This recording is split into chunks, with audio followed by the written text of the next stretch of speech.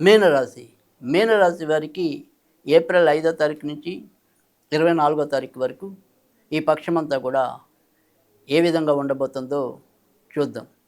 ప్రస్తుతం ఏలినాటి శని పీడిస్తున్న రాశుల్లో మీనరాశి కూడా ఒకటి. అయితే మీనరాశి వారికి ఈ పక్షమంతా కూడా ఆరోగ్య భంగం, కార్య ఒత్తిడి, ఇతరుల రూపేణా ఏవైనా సరే మానసిక చికాకులు ఇలాంటివన్నీ కూడా ఈ పక్షంలో ఎక్కువగా మీనరాశి పొందే ఫలితాలు. అయితే మిగతా విషయాల్లో అంటే ఇంటికి సంబంధించినవి ఏమైనా సరే కొత్తగా మనం మొదలెట్టాలి, ఇల్లులు తీసుకోవాలి, లేదా ఇల్లు మారాలి, ప్రదేశం మారాలి, ఉద్యోగం మారాలి, ఇలా మార్పుకు సంబంధించిన అంశాలు ఏవైతే ఉంటాయో వాటికి విషయంలో మాత్రం ఎంతో కొంత అనుకూలత, కొన్నిసార్లు తప్పనిసరిగా మారాల్సిన పరిస్థితులు కూడా వాటంతట అవే రావటం అనేది కూడా జరగచ్చు. అయితే రేవతి నక్షత్రం వారు కార్యభారాన్ని మరింత ఎక్కువ ఎదుర్కోవటం అనేది, తర్వాత వారిలో ఉండే ఒక రహస్య ప్రవృత్తి వల్ల కూడా కొన్నిసార్లు వారిలో వారే మరి బాధపడాల్సిన వైనాలు కూడా ఎక్కువగా కనిపిస్తున్నాయి.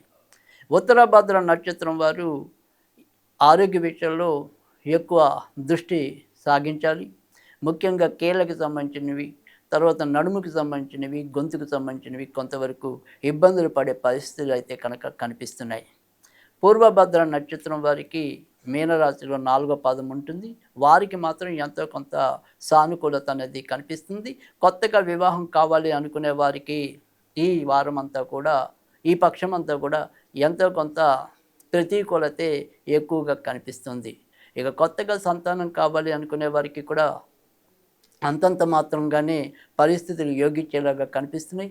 మరి అష్టమాధిపతి ధనస్థానంలో ప్రస్తుతం శుక్రుడు సంచరించడం వల్ల కూడా ధన విషయంలో ఎంత జాగ్రత్తగా ఉందామనుకున్నప్పటికీ కూడా ఏదో రకమైన ఇబ్బందులు తలెత్తడం అనేది కనిపిస్తుంది. అలాగే షేర్ మార్కెట్లు, స్పెక్యులేషన్స్కి కూడా ఈ పక్షం ఆశించినంత శుభ ఫలితాలు అయితే ఉండవు. కనుక వాటి విషయంలో అప్రమత్తత అవసరం.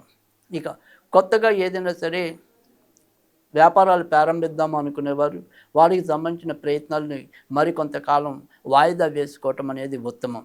ఇప్పటికే విదేశాల్లో ఉన్నవారు ఎవరైనా ఉంటే కనుక వారికి సంబంధించిన అంటే కొత్తగా ఉద్యోగం రావాలని కానీ, అక్కడ ఇంకేదైనా సరే కొత్తగా విద్యను అభ్యసించాలని, కొత్త కోర్సులు ఏవైనా చేయాలి అనుకునే వారు ఎవరైనా ఉంటే కనుక వారికి సానుకూలమైన పక్షంగానే ఈ పక్షాన్ని అభివర్ణించవచ్చు.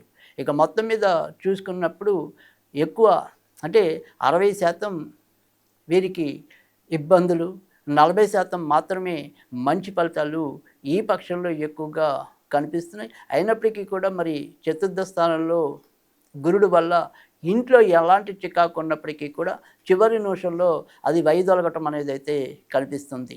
ఇక ఈ పక్షమంతా కూడా వీరు సుబ్రహ్మణ్య స్వామికి సంబంధించిన పూజలు మధ్యలో చేసుకోవటం అనేది ఉత్తమం.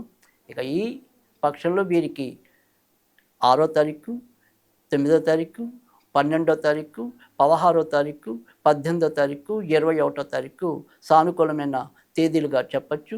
సోమ, మంగళ, గురువారాలు అనుకూలమైన రోజులుగా చెప్పచ్చు. ఇక ఈ పక్షమంతా కూడా వీరు జాగ్రత్త పడవలసింది ఏంటంటే కనుక తమలో దాచుకుంటున్న ఏదైనప్పటికీ కూడా విషయాలు ఏవైనా ఉంటే ఆ విషయాల్ని ఇతరులతో చర్చించుకుని పరిష్కారాన్ని కనుక్కోవటం అనేది అవసరం. మా టెన్షన్ మేమే పడతాం, మా బాధ మేమే పడతాం అనుకుంటూ వెళ్ళిపోతే కనుక కొన్నాళ్ళకి ఆ బాధ తప్ప మరొకటి మిగిలే పరిస్థితి ఉండకపోవచ్చు. కనుక ఏదైనప్పటికీ కూడా కొంత ప్రత్యక్షం అవటం అంటే మీ యొక్క మనోగతాన్ని ప్రస్ఫుటపరచడం అనేది అవసరం. ఏ రకంగా జాగ్రత్త తీసుకున్నట్టయితే కనుక ఈ పక్షమంతా కూడా మీనరాశి వారికి కొంత సానుకూలత అనేది ఉంటుంది.